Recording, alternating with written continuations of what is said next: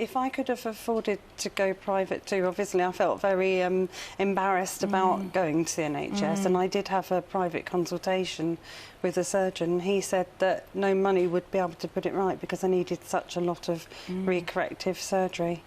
And wow. Oh my goodness! And you could have died, actually, couldn't you? Yeah, because there was poison in your system. That's right, there was, yeah. And Mark, this is an example, isn't it, of exactly the kind of thing that you are warning about in your association today. But you can understand, in a way, that people are looking at the cost. So the cost in Turkey was, what was it, Susan, like £3,500? £3,000 versus £11,000 in this country. So you can see why people go abroad and get it done on the cheap, and it turns out badly sometimes. Yeah, we have an awful lot of sympathy for Susan, and an awful lot of people like her.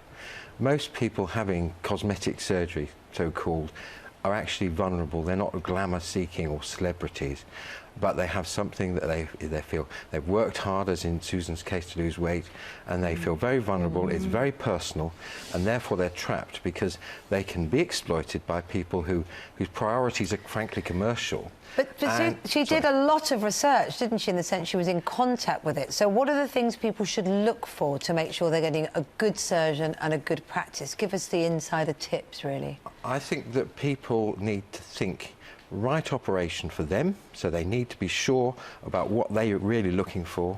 They need to go to the right person, the right place. How do you know what the right person is? That's what I'm asking, really. Are there specific qualifications you look for? Are there, you know, specific things you should look for in the clinic? Ultimately, it comes down to how you feel with the surgeon and whether you have any doubts about their ability to deliver what you're looking for. She didn't. She didn't have any doubts. Yeah.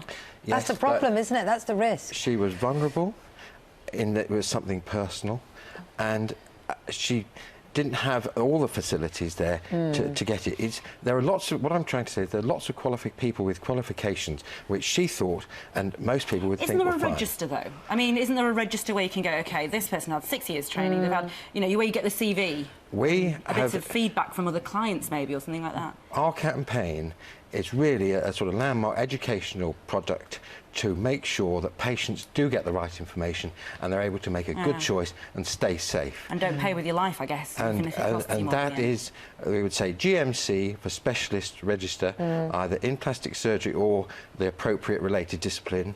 And the BAPRAS website is a source of mainstream surgeons, which is a very good starting point. Very good advice, and your advice would be don't do it, wouldn't it, from now, from your experience? Don't do it, because there aren't any registers in other countries like that. That's the thing. Thankfully, you're out of pain now and feeling much better. Yes. The other thing I would say is, if in doubt, don't. OK, thank you, Mark. Okay, thank you, thank you. Susan.